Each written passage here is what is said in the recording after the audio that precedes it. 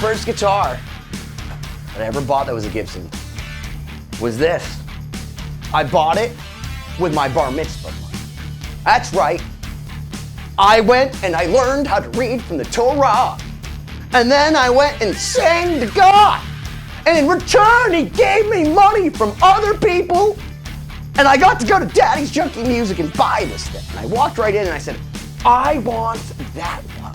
I remember the guy going, you got good taste, kid. My dad was like, $950, which by the way, in 1997 was kind of fucking crazy for this thing because these things were $950 for 25 years until now. Because since I made my video, A Face Only a Mother Could Love, it seems as if there's been a resurgence of the Nighthawk. Much like the chicken hawk at clubs, I love this guitar. And one of the things that makes me especially love this one is because it has real mother of pearl. This guitar is actually known as the Standard 3 because the Nighthawk came in many different iterations, but the best one was with 3 pickups versus 2. The Standard came with the split parallelogram inlays, but this one, unlike my 97 or whatever over here, is actually real mother of pearl, which they only made the first year, I believe it was 93. So unless you have a 93 ST3, you don't got dead mollusk in it. The other thing that's crazy about this guitar is that, I don't know how, but one of my friends convinced me to let him sand down the neck on it a little bit. And despite the fact it has shit tons of finish problems, it plays awesome and it's a way thinner neck. It's more of like that wide, thin PRS neck that I love versus kind of a little bit more girth. Not in a bad way, but not in a good way either. But I love how this one plays. And I remember I used to come to jazz band practice at my nice Catholic high school, being the Jew that I am. And my teacher would always go, Benny, don't listen to Van Halen before jazz band practice. And I'd be like, what do you mean? Why? I don't know, man. It sounds like you listen to Van Halen. Like, what would make you think that? And for a long time, this was the only guitar that like I would play, you know, the actual lead pickup. And it felt right to me. Like my ear tuned into this guitar and all other guitars were judged by it. A lot of people say that these guitars are silly. They're just silly guitars. They're not. This is kind of what I believe that Paul Reed Smith was trying to do with PRS, where they got like the best of Gibson and the best of Fender.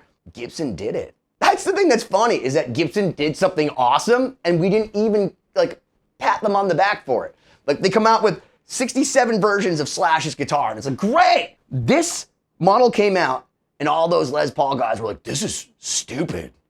Why would you play this guitar? It's not 73 pounds like my Norland era 72. And I don't know, you can push-pull this and get like, it sounds kind of like a Strat or a Tele. Yeah. That was the idea. Is that this could like transcend. This was the original transcendent guitar. It was the transcendent guitar that back in 97, if you played one of these, it's like, oh, you couldn't afford a Les Paul? Yeah, I couldn't. But still, that's why you'd play one. Everything 20 years ago is cool. 97, this wasn't fucking cool. But now, people are like, I wanted one of those so bad when I was growing up. I don't know. I don't know why it eluded me. And they go back and they try to find it and they're like, wow, $2,000. Yeah, motherfucker. Because the smart people who hoarded the Hawks. It was 1995, guys. I bought it in 95. That's how long, that's my first guitar I actually paid a lot of money for. This one. There's a lower version, which has dots. Who gives a fuck about that?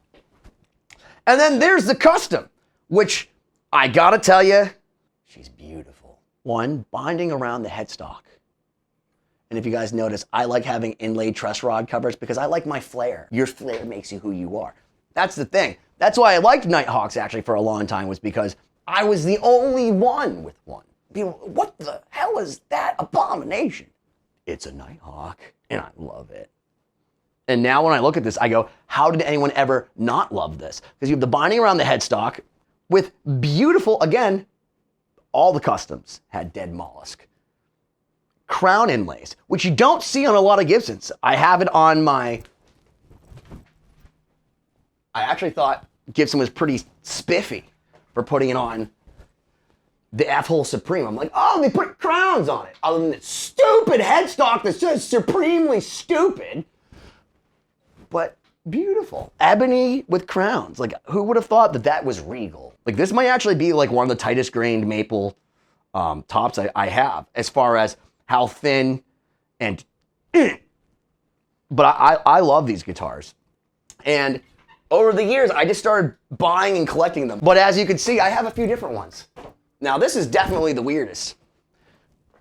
Gary Holt of Slayer and Exodus said, because he saw on my Instagram, he's like, what's that? Because it was all sparkly, because this is the blood of leprechauns, bro.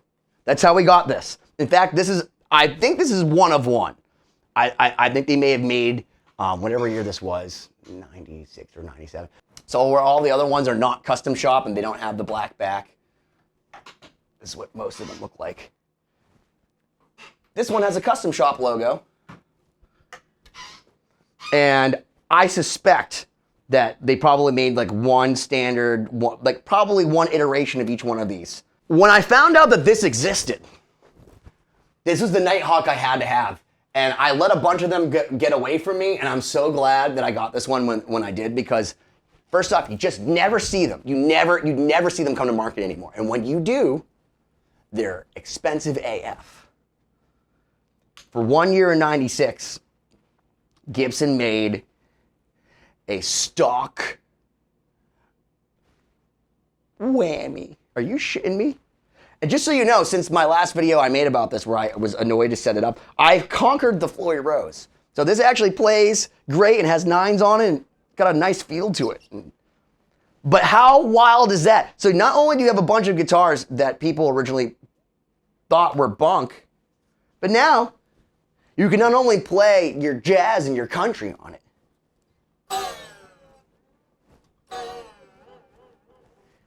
you can play your Metallica. Because how else are you gonna make your notes sound terrible and bend so bad that like nobody can distinguish what you're playing than if you don't have a whammy bar? So I think that maybe I should plug these in.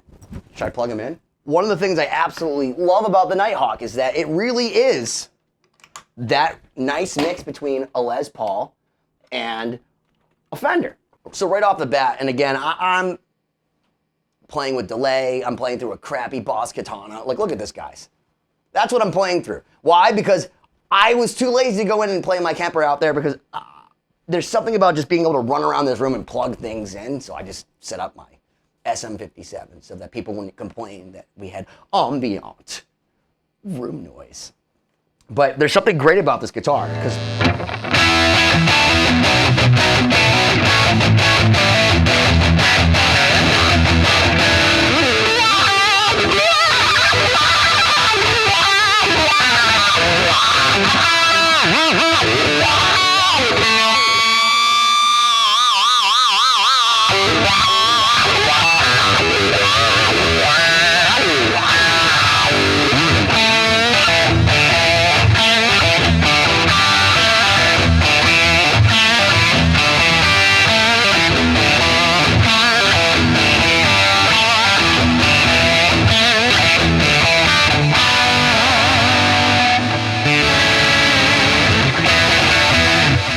unlike the Strap that I was just playing, like that has some gravitas. It has some balls. Like it. You can play metal, but it's not over the top. And if I pull out this little toggle switch, now it taps this. It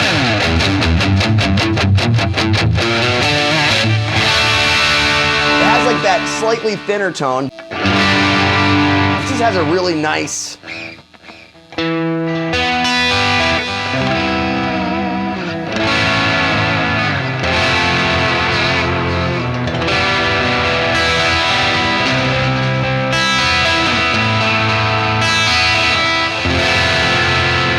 what a great sound.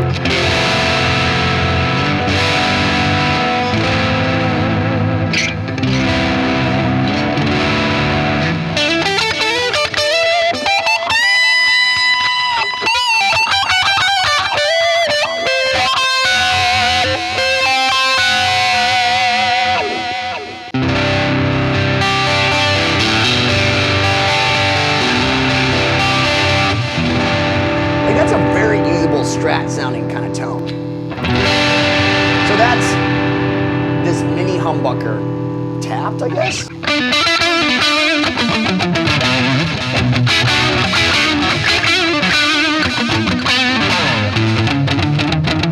And this is with the humbucker.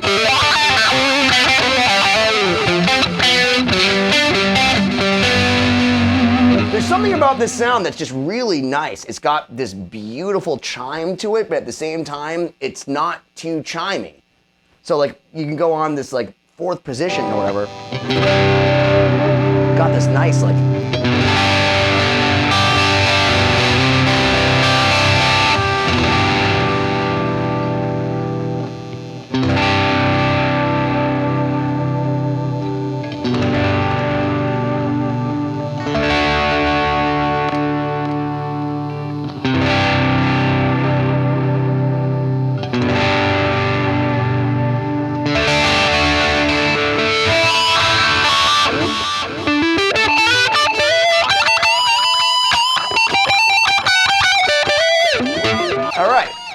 Let's plug in the custom, because all the other ones I have are SG3s. They sound very similar to this.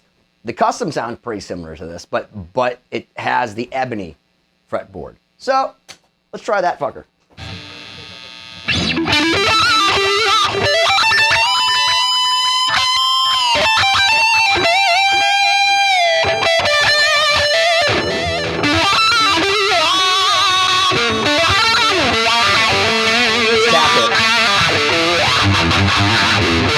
Listen to that.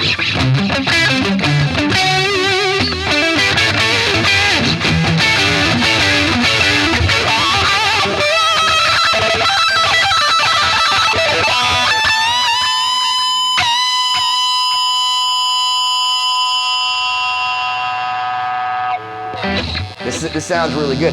Although I will tell you, I wanted to go do the whammy bar and it wasn't there, and I missed it.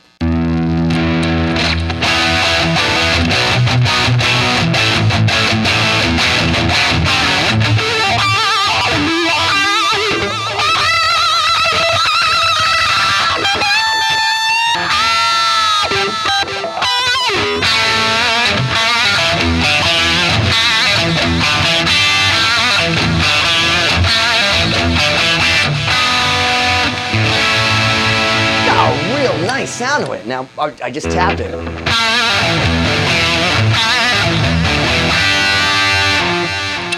Guys, this is definitely one of the best. People ask me all the time, like, what's your favorite guitar? This is one of them.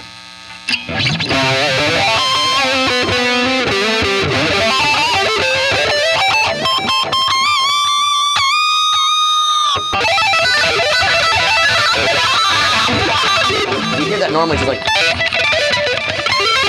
but with the wah belt, like by itself.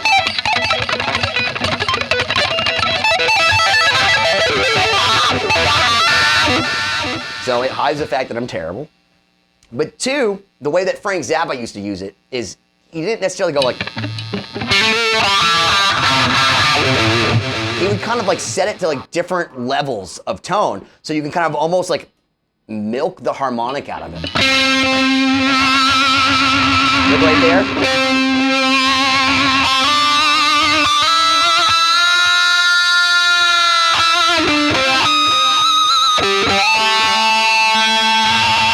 But without the wah-bell.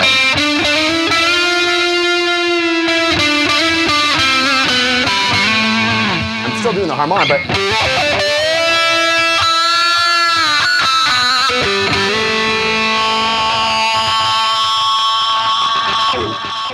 I love wah pedal. And guys, look at this. I actually like taped and then Velcroed this to the floor so it wouldn't, like, I don't plan on going anywhere, ever. In fact, every time it starts getting windy outside, I don't want to leave my house because I'm scared.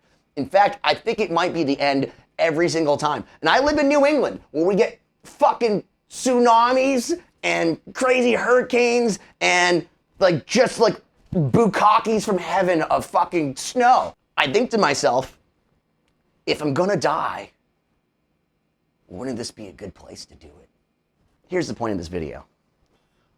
Life's too short not to own a bunch of Nighthawks because they're tonal fucking awesomeness. Why don't you smash that subscribe button already?